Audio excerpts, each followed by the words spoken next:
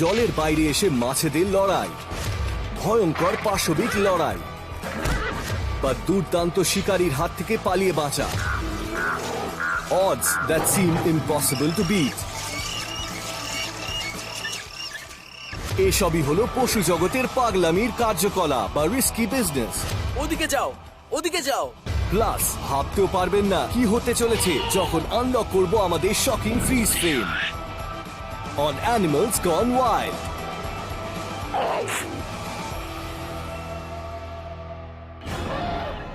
একটা বিশাল দলের দ্বারা কোণ ঠাসা হয়ে গেলে পালাবার পথ খুব কম থাকে, কিন্তু পশু জগতে সাহসের দ্বারা সব জয় করা যায়, আর বেশিরভাগ ক্ষেত্রে সাহসীরাই পশুদের রাজা হয়।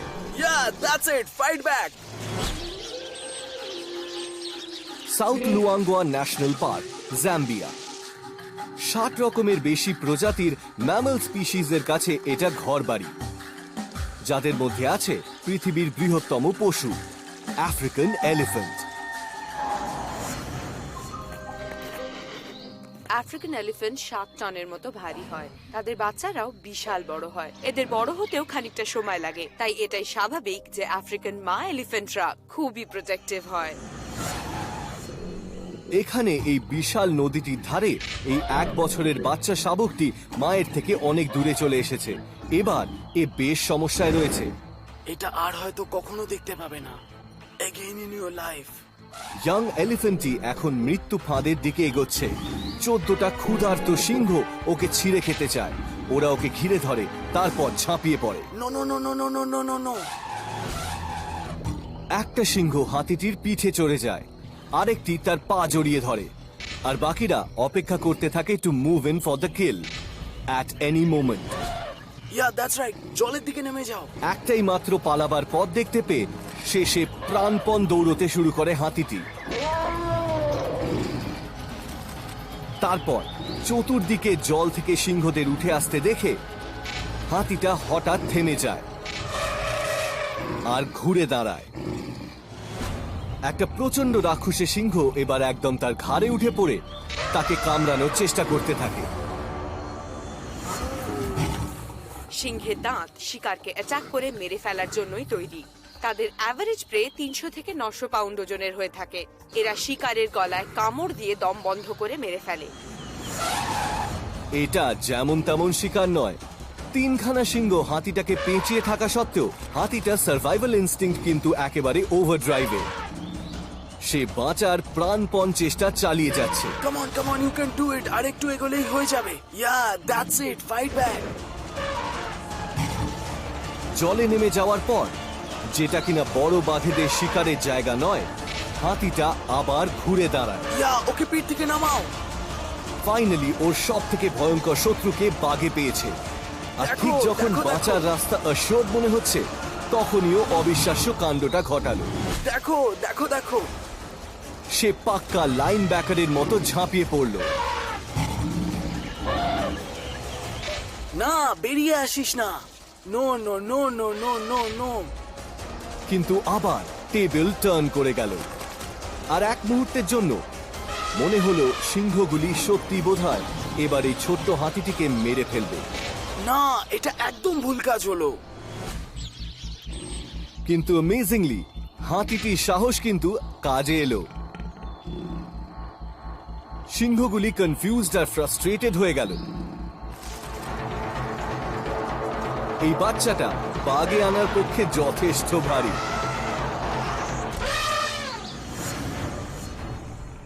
যদিও একদল সিংহকে মনে করা হয় নেচারস মোস্ট ফর্মিডেবল প্রেডিটরি ফোর্স, তবে তাদের বেশিরভাগ প্রচেষ্টাই ফেল করে। আসলে এক্ষেত্রে তাদের যথেষ্ট স্ট্যামিনার অভাবই লং চেজের পক্ষে বাধা হয়ে দাঁড়ায়। এই বিশাল আকৃতি সাহসী প্রাণীটি পালিয়ে গেল আর প্রমাণ করলো যে জোরদার অফেন্সই হলো বেস্ট ডিফেন্স। কাউকে ঠেলা দেওয়ার সময় সাবধান থাকা উচিত, কারণ বেশি ঠেলা দিলে কেউ আবার পাল্টা হামলা করতে পারে। গুয়াডালাহারা, মেক্সিকো। এই শহর হলো মারিয়াচি মিউজিকের জন্মভূমি। এখানে মানুষ বিভিন্ন উৎসবে রঙিন প্যারেড করে সেলিব্রেট করে, আর সেখানে বিশেষ আকর্ষণ হিসেবে থাকে ঘোড়া। বহুকাল ধরে ঘোড়াদের পোষ বানানো হয় এবং বাড়ির নানা কাজে তাদের ব্যবহার করা হয়। তারা নানান জরুরি কাজে সাহায্য করে, আর তাছাড়া তারা গ্রেসফুল এবং স্ট্রংও। আজ একটা ছোট্ট টাউন দিয়ে একটা প্যারেড চলেছে। একদল লোক জড়ো হয়েছে রাস্তায়, যেখানে একজন দারুণ পারফর্মার ঘোড়ার পিঠে চাপতে চলেছে। কিন্তু কেউ খেয়াল করেনি যে একটা বিশাল ঝড় আসতে চলেছে। লাউড মিউজিক, মানুষের ভিড়, বিশাল বিশাল ট্রাক, টু মাচ স্টিমুলেশন।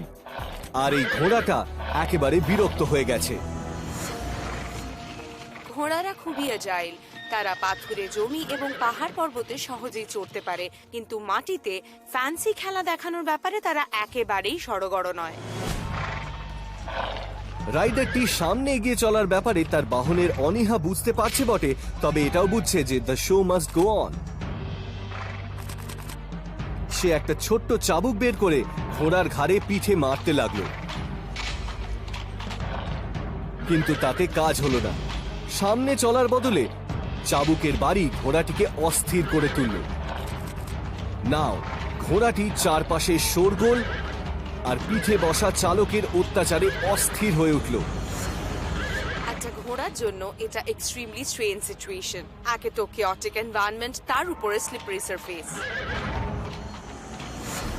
দেন উইদাউট ওয়ার্নিং ঘোড়াটি সহ্যের সীমা ছাড়ালো। সে রাগে পিছিয়ে যেতে লাগলো। রাইডারটি ডেসপারেটলি কন্ট্রোল পাওয়ার চেষ্টা করলো, কিন্তু ঘোড়াটি তার এই বোঝার মতো মানুষটিকে সরাতে চায় এক্ষুনি। ও ওর পিছনের পায়ে ভর দিয়ে এগোতে থাকে। এই বিশাল পশুটি মাটি থেকে উঠে যায়, তারপর উল্টো হয়ে পড়তে থাকে, কিন্তু তার পিঠ থেকে রাইডার এখনো ঝুলছে। এটা ঘোড়া আর রাইডার দুজনের জন্যই ওয়ার্স্ট কেস সিনারিও। ঘোড়ারা পিঠে ভর দেওয়ার জন্য একেবারেই উপযুক্ত নয়, তাই পড়ে গেলে রাইডার বা নিজের ওপর প্রায় হাফ টন ওজন নিয়ে পড়ে। ইনক্রেডিবলি, ঘোড়াটি পড়ার সময় লোকটি অল্পের জন্য বেঁচে বেরিয়ে যায়। থ্যাঙ্কফুলি ঘোড়াটি আবার চার পায়ে খাড়া হয়ে দাঁড়িয়ে যায়। ও হয়তো টকবগিয়ে ঘুরে বেড়ানোর জন্য আরো কয়েকদিন পাবে, আর আশা রাখবে যে নেক্সট রাইডার তার সাথে আর একটু ভালো ব্যবহার করবে। আপনারা ক্যাটস এন্ড ডগস বৃষ্টির নাম শুনেছেন, কিন্তু সে জায়গায় বিশাল মাছের কথা ভাবুন তো। এই ভয়ানক বৃষ্টি আপনার পালানোর পথ রাখবে না।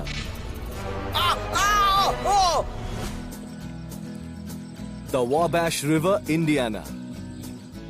মিসিসিপির পূর্ব দিকে the largest free flowing river হিসেবে এই নদী লোকাল জেলেদের কাছে ব্যাস, ট্রাউট আর ক্যাটফিশ শিকারের কেন্দ্র হয়ে উঠেছে। বাট নাও এই শান্ত নদীর চরগুলি বর্তমানে বিভিন্ন রকম গন্ডগোলের কেন্দ্র হয়ে উঠেছে, বিশেষ করে এই আনওয়েলকাম ইন্ট্রুডারের জন্য, দি এশিয়ান কার্প। এশিয়ান কার্প হলো এক রকমের আক্রমণাত্মক প্রজাতি যেগুলো 60s আর 70s এর সময় ইউনাইটেড স্টেটসে আনা হয়েছিল ফিশ ফার্মসের শ্যাওলা কন্ট্রোল করার জন্য। কিন্তু এই কার্পের কিছু অংশ পালিয়ে যায়, বাইরের পুকুর আর ঝিলের ন্যাচারাল ইকোসিস্টেমে এসে পড়ে এবং সেখানকার মাছেদের খাবার খেতে শুরু করে। আর এই হঠাৎ বহিরাগত কম্পিটিশন কোনোভাবেই সেখানকার মাছেদের পছন্দ হয়নি। তাই এই এশিয়ান কার্পদের ওই জলাশয় থেকে তাড়ানো আর তাদের ছড়িয়ে পড়া আটকানোটা একটা মেজর এনভায়রনমেন্ট ইস্যু হয়ে দাঁড়ায়। এক গরম দুপুরে ডেভিড এভান্স ও তার দুই বন্ধু টেরা হটের কাছে এক নদীতে রিল্যাক্স করে ফিশিং করছিল, আর সেই সময় হঠাৎ অভাবনীয় এক ঘটনা ঘটে। এক ঝাঁক এশিয়ান কার্প তাদের আক্রমণ করে বসে। আমি এই পুরোটা এইচডি ভিডিওতে রেকর্ড করে নিচ্ছি। এদের মধ্যে কিছু মাছ তো ওদের বোটে উঠে পড়েছে। এই মোটর বোটের ইঞ্জিনই ওই কার্পদের লাফানোর জন্য উস্কে দিচ্ছে। এটা একটা এসকেপ মেকানিজম হতে পারে, তবে আমরা আসল ব্যাপারটা কেউই জানি না। কারণ যাই হোক, এটা একটা ডেঞ্জারাস সিচুয়েশন তৈরি করে। আমাদের সামনে এখন প্রায় 20 পাউন্ড মাছকে উঠতে দেখছি। এখন মনে হচ্ছে সিচুয়েশন আন্ডার কন্ট্রোল। ও, ওরা আবার শুরু করে দিয়েছে। যখন আবার মাছের আক্রমণ শুরু হয়ে যায়, মোটরটা কিন্তু অফ, তবুও কিছু একটা ওদেরকে উত্তেজিত করছে। ক্রু এর সবাই কিছুক্ষণ ওয়েট করার সিদ্ধান্ত নিল। এটা কি হচ্ছে? কিন্তু এই এয়ারবর্ন অ্যাসল্ট চলতেই থাকে। শয়ে শয়ে মাছ কামানের গোলার মতো বোটে এসে পড়ছে। ও এটা দেখো। নৌকো যাত্রীরা পালিয়ে যাওয়ার সিদ্ধান্ত ও নিল, ও মাই গড। কিন্তু বেরোতে গেলে মোটরটাকে আবার চালাতে হবে, আর তাতে মাছগুলো আরো উত্তেজিত হবে। Oh look at that. Oh no, oh my god. Finally নৌকো যাত্রীরা কয়েকটা মাছ সুভেনিয়ার হিসাবে রেখে বাকিগুলো জলে ফেলে দিল। ও my god, so cool. Boat ভর্তি হয়ে গেছে। এশিয়ান কার্পের মতো ভয়ঙ্কর অ্যাগ্রেসিভ প্রজাতির সৌজন্যে খুব শিগগিরই মাছ ধরার ব্যাপারটা একটা এক্সট্রিম স্পোর্ট হবে, কিন্তু মোটর চালানোর আগে হেলমেটটা পরে নিতেই হবে। ও ও মাই গড। ডেঞ্জারাস থ্রেটস আর ঝামেলা থেকে উদ্ধার পাওয়ার খেলা চলতেই থাকে এই নেক্সট রিস্কি সিচুয়েশনে। কেন কেউ একটা ইমপ্রম্পটু সার্জারি করার সিদ্ধান্ত নেবে একজন ভয়ঙ্কর খুনির ওপর? এই শার্কটি মারাত্মক কিছু গোপন করতে ব্যস্ত। This is the coolest thing I've ever seen. The Georgia coastline, বিশাল বিশাল বিচ আর এপিক এস্চুয়ারিজ। এই পিচ স্টেটের শোরস মানুষকে অ্যাট্রাক্ট করে রিল্যাক্সেশনের জন্য, কিন্তু আমরাই একমাত্র প্রাণী নই যারা এখানে আসতে চাই। এই অগভীর সমুদ্রটি ব্ল্যাক টিপ শার্কের জন্য ব্রিডিং ও শিকারের উপযুক্ত অঞ্চল। কিছু শার্ক ডিম পাড়ে, কিন্তু ব্ল্যাক টিপ শার্ক বাচ্চা প্রসব করে, আর এই গ্রুপের শার্ক খুব শক্ত সমর্থ হয়। জন্মের কিছু পর থেকেই তারা শিকার করার উপযুক্ত হয়ে ওঠে। কিন্তু আজ একজন আনলাকি বাচ্চা শার্ক বোধহয় দিনের আলো দেখতে পাবে না। একজন নির্জীব ফিমেল ব্ল্যাক টিপ সমুদ্র তটে পড়ে আছে। গিলসের নিচে বড়সড় আঘাতই তার মৃত্যুর কারণ, আর তার সাইজ দেখে মনে হচ্ছে সে প্রেগনেন্ট ছিল। এবার একজন দর্শক ভাবছে তার কিছু একটা করা উচিত, আর তার প্ল্যান হলো ও দেয়ার ইউ গো। একটা দুঃসাহসিক এমার্জেন্সি সি সেকশন এই আনবর্ন বাচ্চাগুলোকে বাঁচানোর জন্য। অনির্দিষ্টকাল ধরে মরে পড়ে থাকার কারণে শার্কটি তার বাচ্চাদের প্রয়োজনীয় অক্সিজেন ও খাবার জোগাতে পারেনি। তার একটাও শাবক যদি বেঁচে থাকে তাকে ইমিডিয়েটলি বার করে এনে জলে ছাড়াটা বেশ ক্রিটিক্যাল। বিচ সাইডের অ্যামেচার ডাক্তার তার জ্যাকনাইফ দিয়ে শার্কের পেট চিরে দেয়, আমার মনে হয় না এখানে বাচ্চা আছে। কিন্তু সেখানে কোনো প্রাণের চিহ্ন দেখতে পায় না। আশেপাশের মানুষ অ্যাংশিয়াসলি দেখতে থাকে, হ্যাঁ মনে হচ্ছে ওখানে কিছু আছে। কিন্তু তারপরেই শার্কের ভিতর কিছু একটা মুভ করতে শুরু করে। ও কি হতে পারে ওখানে? লোকটি মায়ের পেটটা ক্রমশ কাটতে থাকে বাচ্চাটিকে খুঁজতে গিয়ে, কিন্তু ওকে কেয়ারফুল থাকতে হবে, কারণ শার্ক খুবই ধারালো দাঁত আর ভয়ানক শিকারী ইনস্টিংক্ট নিয়ে জন্মায়। ব্ল্যাক টিপের শাবকগুলো জন্মের সময় প্রায় 2 ফুট লম্বা হয়, আর তারা প্রায় 1 বছর ধরে মায়ের গর্ভে বেড়ে ওঠে, যা মানুষের বাচ্চার চেয়েও বেশি। তাই ডেফিনেটলি কেউ এদের কামড় খেতে চাইবে না। অ্যামেজিংলি এই দুঃসাহসী শার্ক সার্জন শেষমেশ আম্বিলিক্যাল কর্ড কেটে বাচ্চাটিকে বের করে আনে। একটারও বেশি আছে, পিছিয়ে যাও। আর এই অসম রেস্কিউ কিন্তু এখনো শেষ হয়নি। উনি মা শার্কটির পেটের ভিতর আরেকটা বাচ্চা শার্ককে নড়তে দেখে ইমিডিয়েটলি কাজে লেগে পড়েন। Oh my god! ফাইনালি তৃতীয় বাচ্চাটিও অক্ষত অবস্থায় বেরিয়ে আসে। Yay! This is amazing! উপস্থিত জনতা সদ্যজাত শার্কগুলিকে জলে ছেড়ে দিতে সাহায্য করল।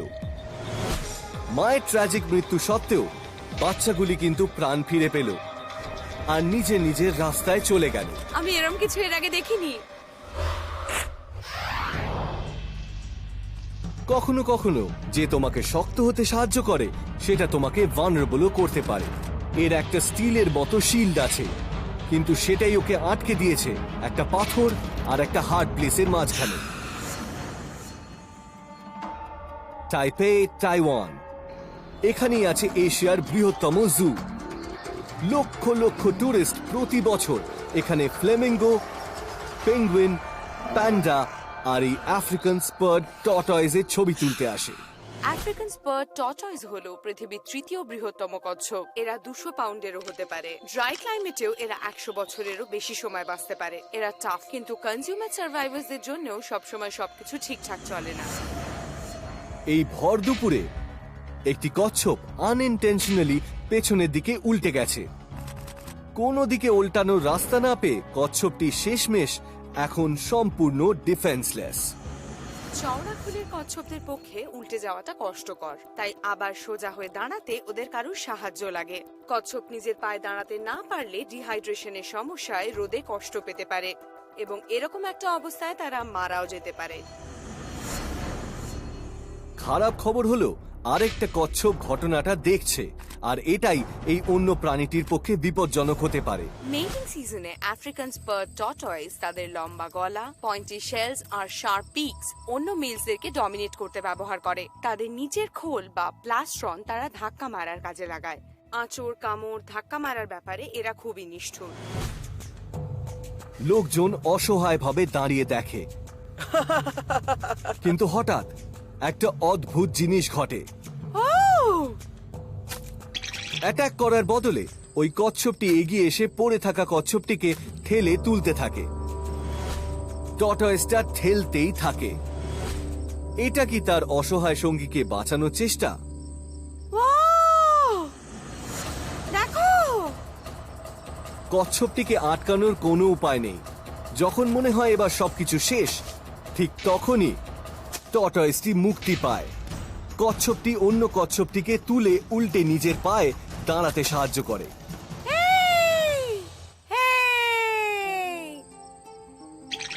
যদিও এটা নিজের এলাকা রক্ষা করার একটা স্বার্থপর প্রচেষ্টা মাত্র, তবুও আজকের দিনে a friend in need is a friend indeed। ভয়ঙ্কর মারামারি থেকে হঠাৎ আক্রমণ। কিছু শিকারী প্রাণী যেমনটা এক্সপেক্ট করা হয় তেমন হয় না। এবার পালা আমাদের এই এপিসোডের ফ্রিজ ফ্রেমে। সান্টা বারবারা, ক্যালিফোর্নিয়া, একটা স্বর্গীয় উপকূল যেখানে এক অপূর্ব সুন্দর আন্ডার ওয়াটার ওয়ার্ল্ড রয়েছে। শ্যাওলার বনগুলিতে আছে হোয়াইট শার্ক, ডলফিন আর এক চঞ্চল প্রাণী যে সবার চারপাশে চক্কর কেটে বেড়ায়।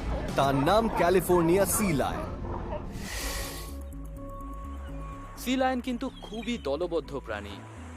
বেশিরভাগ সময় এক ঝাঁক সি লায়নকে একসাথে রোদ পোহাতে দেখা যায়, আর শিকার ধরার সময় তারা ছোট ছোট দল বানিয়ে জলে নেমে পড়ে। মেলরা একটা ব্রিডিং টেরিটরি খুঁজে বার করে যা তাদের ফিমেলদের অ্যাক্সেস করতে সাহায্য করে, আর মা সি লায়নরা তাদের শাবকদের নিয়ে প্রায় 10 মাস এখানে থেকে যায়। সারা বছরই সি লায়নরা নানা কাজে এরকম দল বানিয়ে চলাফেরা করে। এক বসন্তের বিকালে ক্রিস ওকোমোটো পাড়ে বসে মাছ ধরছে, আর তখনই এক ঝাঁক সি লায়ন অতল থেকে ছুটে এসেছে। সামনের শক্ত পাখনা আর শক্তপোক্ত শরীর নিয়ে এই ক্ষুদে প্রাণীগুলি তার চারপাশে ঘুরে ঘুরে খেলা করতে থাকে, যেটা দেখে মনে হয় একটা ফ্রেন্ডলি ডিসপ্লে। তারপর উইদাউট ওয়ার্নিং একটা সি লায়ন দাঁত বার করে ছুটে যায় ক্রিসের দিকে। পুরুষরা জলাশয়ে নিজেদের এলাকা সাংঘাতিকভাবে প্রোটেক্ট করে, আর 800 পাউন্ড ওজনের ফলে এটা তাদের কাছে কোনো ব্যাপারই নয়। সি লায়ন্স মানুষ নিয়ে খুব একটা চিন্তা করে না। তারা প্রেডিটর হিসেবে খুঁজতে থাকে ফিশ এবং বিভিন্ন খাবার জিনিস। কিন্তু এই সি লায়নের কিউট চেহারা দেখে ভুলবেন না, তাদের অ্যাগ্রেসিভ দিকটার পরিচয় তখনই পাওয়া যায় যদি কেউ ভুল করে তাদের এলাকায় ঢুকে পড়ে। দেখা যাক এই সি লায়নটি বন্ধু খুঁজছে নাকি কোনো বিপদের গন্ধ পাচ্ছে। তা জানা যাবে যখন আনলক করব আমাদের এই ফ্রিজ ফ্রেম। সি লায়নটি দাঁত বার করে ডাইভারের দিকে আসতে থাকে। এটা কোনো ফ্রেন্ডলি জেস্চার নয়, বরং একটা ওয়ার্নিং।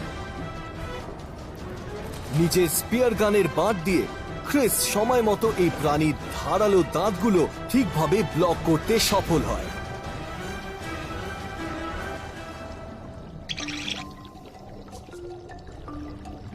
এটা এক মুহূর্তের একটা রিমাইন্ডার যে কখনই মুখ দেখে কাউকে বিশ্বাস করা উচিত নয়।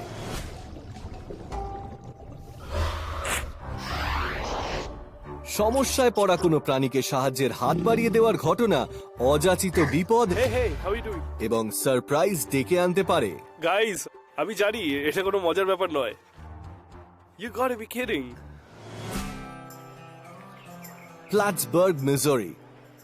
ক্যান্সাস সিটির এই উত্তরের ছোট্ট শহরে পড়শিরা একে অপরের কেনাইন সঙ্গীদের খোঁজে ব্যস্ত, যারা সব সময় তাদেরকে বিভিন্ন রকমের সমস্যায় ফেলে থাকে। প্ল্যাটসবার্গ পুলিশের অফিসার নিক শেপার্ড এখানকার এক বিপন্ন রেসিডেন্টের খবর পান। Be still, buddy. Be still. এটা একটা ভয়ানকভাবে ভেসে থাকা ল্যাব্রাডর রিট্রিভার। প্রথম যেটা আমার মাথায় আসে এই জায়গায় পৌঁছে, যে কি করে কুকুরটি এরকম অবস্থা হলো।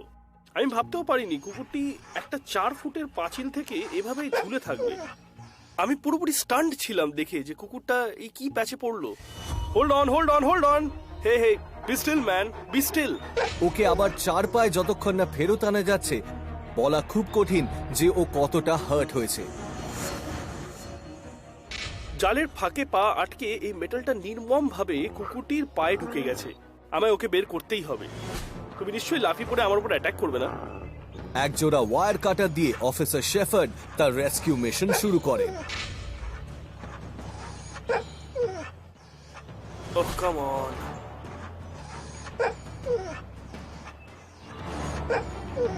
ফাইনালি বেড়াটা কাটার পরেই কুকুরটি মাটিতে পড়ে আর মুক্তি পায়। এদিকে এসো। জালে তার পা সিরিয়াসলি ড্যামেজড হয়েছে। ওকে ইমিডিয়েটলি ডাক্তার দেখানো উচিত, কিন্তু কুকুরটি চোখের আড়ালে চলে গেছে। Come here. He's just hurt. He's hurt. আমি চাইছিলাম ওকে মুক্ত করে সারিয়ে তুলে ওর আসল মালিকের কাছে ফিরিয়ে দেওয়া, কিন্তু কুকুরটা পালিয়েছে। আমি ওকে খুঁজে পাচ্ছি না। Come here. কোথায় গেল সে? Come on. Completely Come on! নিরাশ হয়ে অফিসার শেফার্ড নিজের গাড়ির দিকে এগোন, আর তখনই এক অদ্ভুত ঘটনা ঘটল। Hey. You got to be kidding me. উনি কুকুরটিকে খুঁজে পেলেন, কিন্তু এমন জায়গায় যেটা উনি ভাবতেই পারেননি। Hey guys, আমি জানি এটা দারুণ কিছু নয়, কিন্তু এই ভিডিওটা দেখো। এই যে কুকুরটা পালিয়েছিল সেটা এখন কোথায়? দেখো কুকুরটা কি করছে। ব্যাটা ড্রাইভারের সিটে বসে আছে। আমি বিশ্বাস করতে পারছি না কুকুরটা পালিয়েছিল। আমি ভেবেছিলাম কুকুরটাকে আর কোনদিন খুঁজেই পাবো না, কিন্তু দেখছি কুকুরটা আমায় খুঁজে পেয়েছে। Check it out. অবশেষে এত কিছুর পরে আমরা কুকুরটাকে ওর মালিকের কাছে ফিরিয়ে দিতে পেরেছি। যেই ভদ্রলোক আমাদের কমিউনিটির বাইরে একজন কৃষক। আর কুকুরটাকে ফেরত দিয়ে আমি খুব খুশি হয়েছিলাম যে আলটিমেটলি আমরা করতে পেরেছি। এতেই বোঝা যায় যে কখনো গুড ডিড কমপ্লিট হয় না without a ride home. Shocking accident আর ভয়ঙ্কর দুর্যোগ আসতেই থাকে যখন আনএক্সপেক্টেড গেস্ট ঘরে এসে পড়ে, আর সুন্দর স্বপ্ন পরিণত হয় দুঃস্বপ্নে।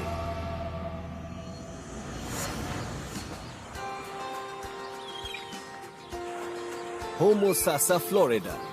গালফ কোস্টের কোণে অবস্থিত এই জলাশয় মাছ শিকারীর পক্ষে স্বর্গ, কিন্তু এখানে ছিপ আর বড়শি নিয়ে এলে কিছু কিউরিয়াস লোকাল লোকেদের মুখোমুখি পড়তে হতেই পারে, যারা লোকজন আসলে খুবই খুশি হয়। ডলফিনস।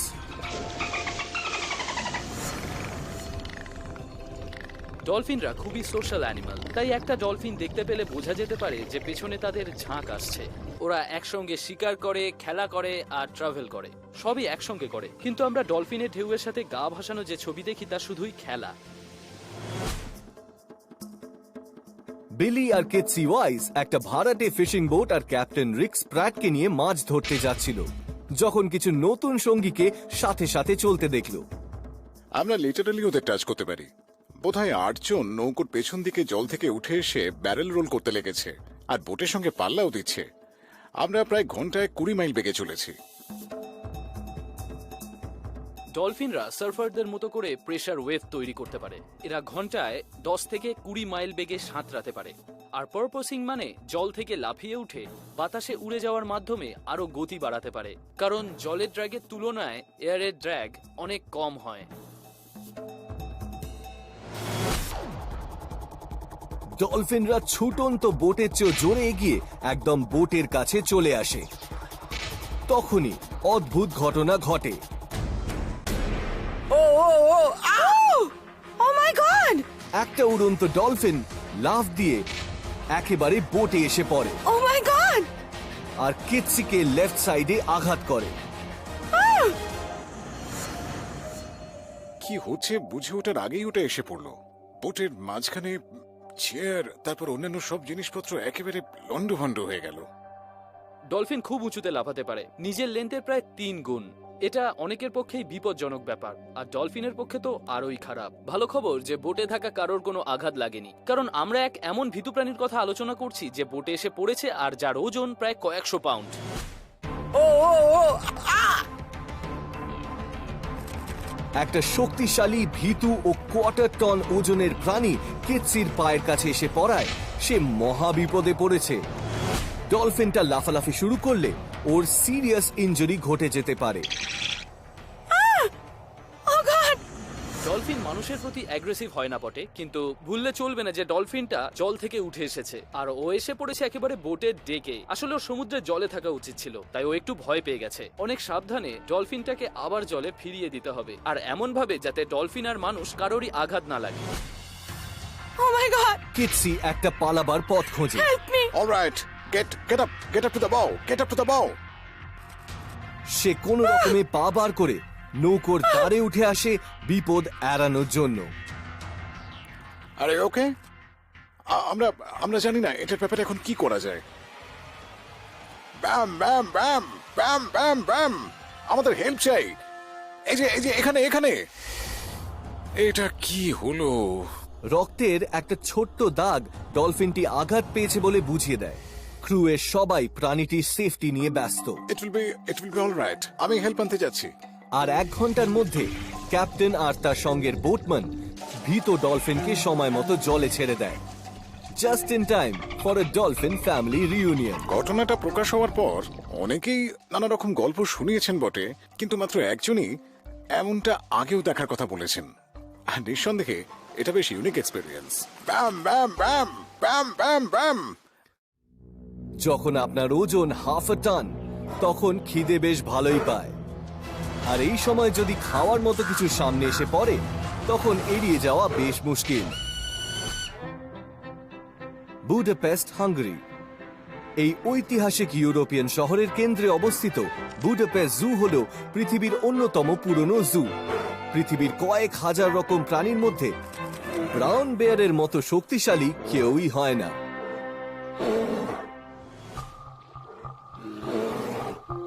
ইমপ্রেসিভলি বেশিরভাগ ব্রাউন বেয়ারই তাদের বিশাল চেহারা তৈরি করে নাটস, ফ্রুটস আর বেরিজ খেয়ে। তবু ডেঞ্জারাস প্রেডিটরস এর তালিকায় এরা সবার উপরে। এরা মুজ, চিপমাঙ্ক বা ওই ধরনের সবকিছুর পেছনেই ছোটে। এই খাঁচার ভেতরে হঠাৎই কিছু একটা ব্রাউন বেয়ারের দৃষ্টি আকর্ষণ করেছে, আর সে তার থাবাটা একটা পাথর আর সুইমিং হোলের সাইডের একটা ন্যারো ক্র্যাকে ঢুকিয়ে দেয়। তখনই এই বিশাল প্রাণীটার আসল উদ্দেশ্যটা বোঝা যায়। একটা হুডেড কাক দুর্ভাগ্যক্রমে জলে পড়ে গেছে, আর সে উঠতে পারছে না, ফলে দারুণ এক বিপদে পড়েছে।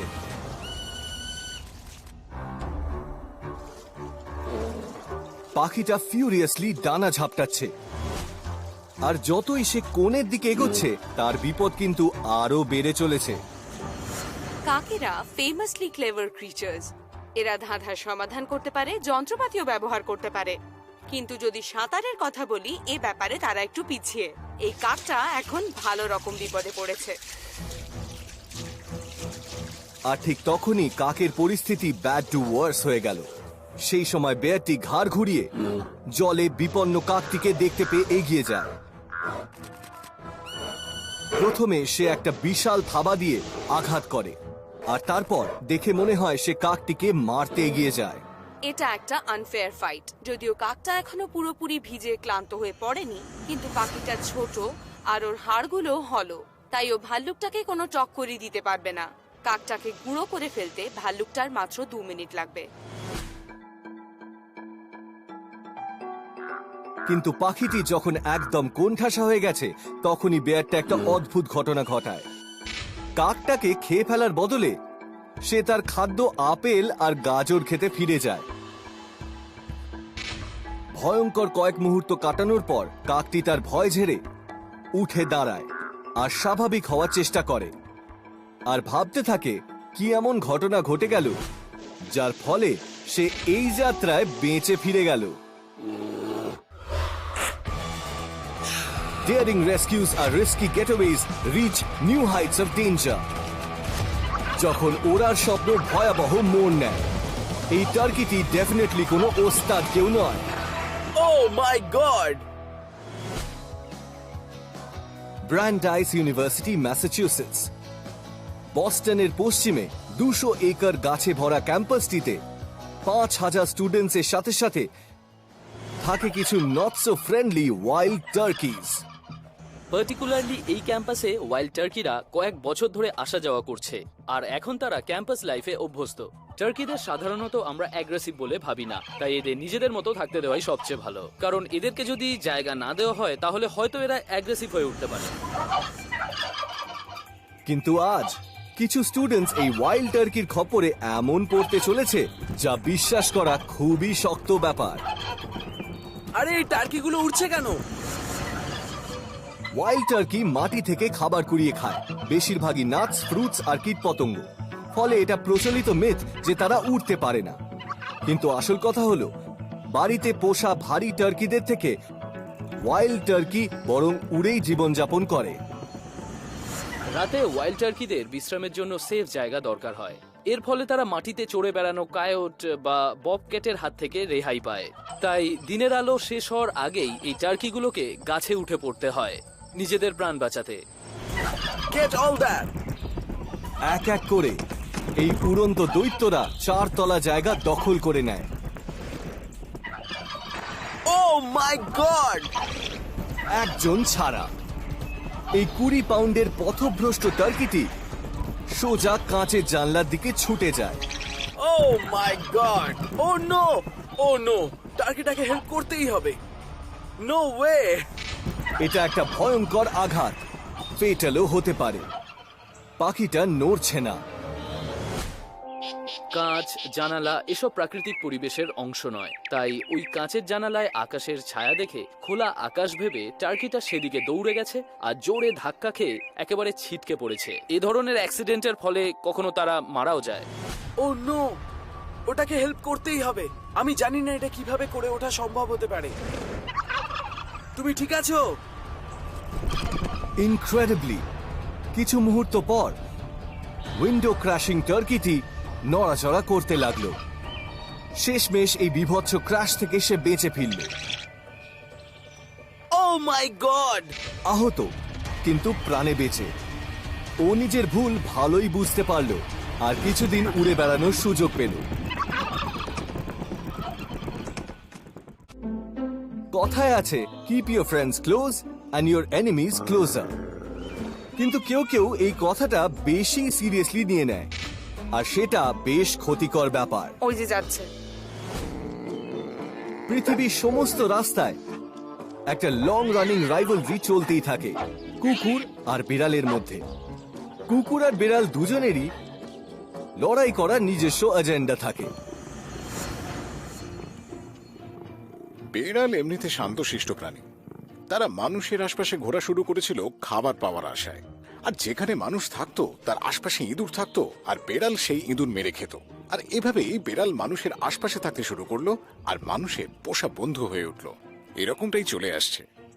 আসলে ওরা যে খুব ছাড়া ছাড়া ভাবে থাকে তা নয়, বরং বলা চলে ওরা ইন্ডিপেন্ডেন্ট আর প্র্যাকটিক্যাল। পাশের বাড়ির এক শান্ত কোণে বসে এই একা বোকা প্রাণীটি ওই ছোট্ট লোহার দরজার পেছনে কিছু একটা দেখে অভিভূত হয়ে গেছে, যা কোনো মতে ইঁদুর হতে পারে না।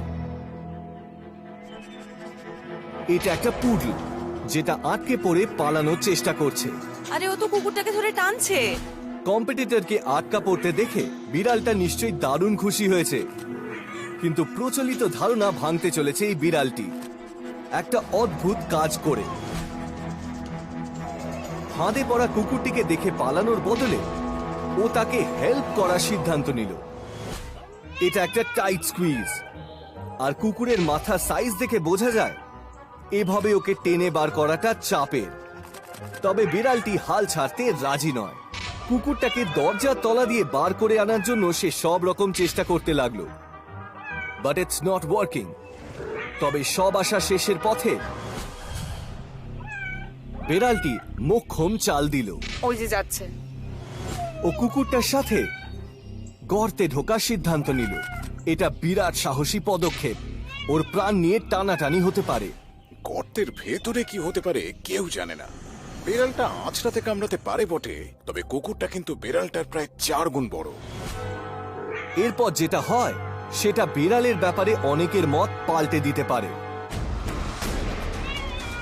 আরে মনে হচ্ছে ওকে ধাক্কা মারছে, তাই না? কুকুরটি আস্তে আস্তে দরজার তলা দিয়ে বেরিয়ে এলো। ইটস ক্লিয়ার বিড়ালটি কোনো মতে কুকুরটিকে পালানোর জন্য সাহায্য করতে পারল,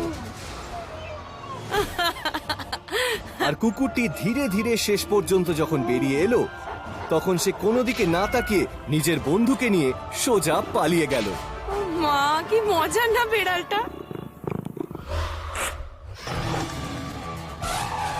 বিপজ্জনক ফাঁদ আর ভয়ঙ্কর স্টান্টস আরো ভয়ঙ্কর হয়ে ওঠে যখন দুঃসাহসী প্রাণীদের দুঃসাহস চরমে ওঠে। কিন্তু কথায় আছে, when you shoot for the stars, it's a long way to fall. Worn Harbour, Antarctica. পৃথিবীর মধ্যে এর থেকে রিমোট জায়গা আর হতে পারে না। শুধুমাত্র সব থেকে স্টার্ডিয়েস্ট স্পিসিসই এখানে বেঁচে থাকতে পারে, যেরকম ব্লাবারি লেপার্ড সিল, অ্যালবাট্রস আর পেঙ্গুইন। পেঙ্গুইনরা খুব তুখোড় সুইমার হয়। এরা জলে 22 কিলোমিটার বেগে সাঁতরাতে পারে, আর তারা উঠতে না পারলেও জল থেকে বেরিয়ে এসে বেশ উঁচুতে লাফাতে পারে, কিছু ক্ষেত্রে প্রায় 6 ফুট পর্যন্ত। তারা তাদের ডানার ভিতর হাওয়া ভরে নেয়, এবং যখন তারা জলের ভিতর দিয়ে চলে তখন হাওয়া বেরোতে থাকে, যা তাদের চারপাশে এয়ার লুব্রিকেশন শিল্ড তৈরি করে।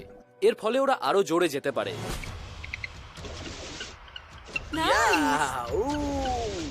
এখানে অ্যান্টার্কটিকাতে একদল টুরিস্ট দেখছে পেঙ্গুইন কিভাবে স্কুয়েড আর মাছ খেয়ে ফিরছে। এবার ওরা ডাঙায় উঠবে, কিন্তু এই 6 ফুট উঁচুতে উঠতে গেলে পেঙ্গুইনদের দারুণ স্পিড তুলতে হবে, আর সবসময় সেই চেষ্টা সফল নাও হতে পারে। কিন্তু যেটা দেখে মনে হচ্ছে একটা কেয়ার ফ্রি ফর অল, ব্যাপারটা আসলে হতে পারে প্রাণ বাঁচানোর লড়াই। ও, এটা বেশ মজার। কারণ এখানকার জলে হাংরি প্রেডেটরস ঘুরে বেড়ায়, আর তাদের কাছে পেঙ্গুইন খুবই সুস্বাদু। এক খুব উল্লেখযোগ্য পেঙ্গুইন শিকারী হলো কিলার হোয়েল। এরা সাধারণত খুব চালাক শিকারী হয়। এরা জল ঝাপটে ঢেউ তুলে দেয় যাতে বরফের ধার থেকে পেঙ্গুইন আর সিল এসে জলের মধ্যে পড়ে, আর তাই দিয়ে হোয়েল তার ডিনার সারে। পেঙ্গুইনদের এই জল থেকে বেরিয়ে আসার ক্ষমতা কিন্তু আসলে খুব কাজে লাগে তাদের এই কিলার হোয়েলের মতন রাক্ষসী শিকারীদের হাত থেকে নিজেদের প্রাণ বাঁচানোর জন্য। নিচে এই রাক্ষসে শিকারীদের ওঁত পেতে থাকার কারণে অনেক সময় ঘাবড়ে গিয়ে পেঙ্গুইনরা পথ হারিয়ে ফেলে। বারবার এই আনলাকি প্রাণীটা এত কাছাকাছি এসেও মাথাটা শুধুমাত্র বরফে ঢুকে ফেলে। তীরে পৌঁছানোটা এখন জীবন মরণ সমস্যা হয়ে দাঁড়ায়। ফাইনালি একটা ব্রেক থ্রু ঘটে। জেদি পেঙ্গুইনটি বরফে ধাক্কা মেরে খামচে ধরে ফেলতে সক্ষম হয়। তাই সব সময় মনে রাখতে হবে, সফল হতে গেলে বারবার চেষ্টা চালিয়ে যেতে হয়।